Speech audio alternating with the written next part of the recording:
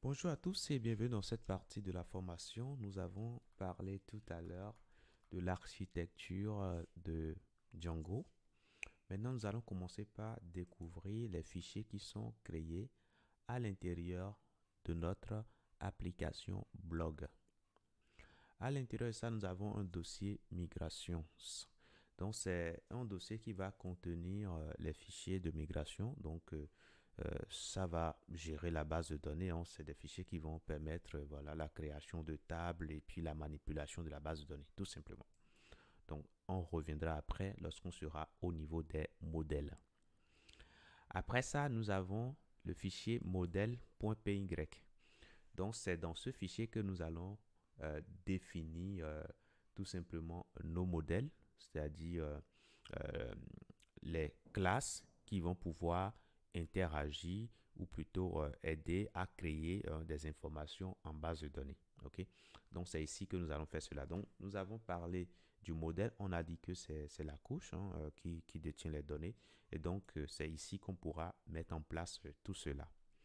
Après ça, ici, views, ici, c'est la partie vue. On a parlé de ça également. On a dit que c'est cette partie-là qui répond à l'utilisateur. Et la vue peut répondre en toute autonomie s'il n'a pas besoin de données, sauvegarder en base de données, ou bien s'il n'a pas besoin de template, la vue peut répondre en toute autonomie. Mais parfois, s'il a des besoins, il peut toujours faire recours soit au modèle ou bien au template selon ses besoins pour pouvoir répondre efficacement. Donc, quand il y a une requête qui est formulée, c'est la vue qui répond. OK? Voilà.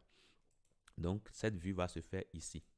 Ici, nous avons le fichier de test. Donc, si on veut mettre en place des tests pour voilà, vérifier le bon fonctionnement de notre application, c'est dans ce fichier test.py que nous allons le faire.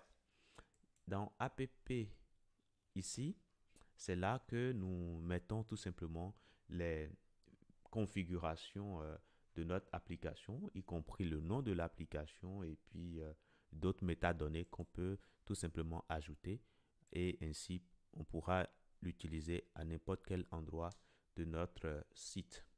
Admin ici, imaginez que nous voulons créer par exemple un espace d'administration, par exemple pour notre site. Oui, c'est ici qu'on pourra définir tout cela. Donc, on reviendra après pour voir un tout petit peu comment tout cela s'utilise. Donc, ce qui est important ici de retenir, c'est que la vue ici, c'est ça qui va déterminer les réponses qu'on va apporter à nos utilisateurs. Selon les cas, cette vue pourra faire appel à modèle ou bien pourra faire appel à template qui n'existe pas encore mais que nous allons créer dans les prochaines parties. Donc voilà pour ce que je tenais à vous dire. Je vous dis merci et à tout de suite.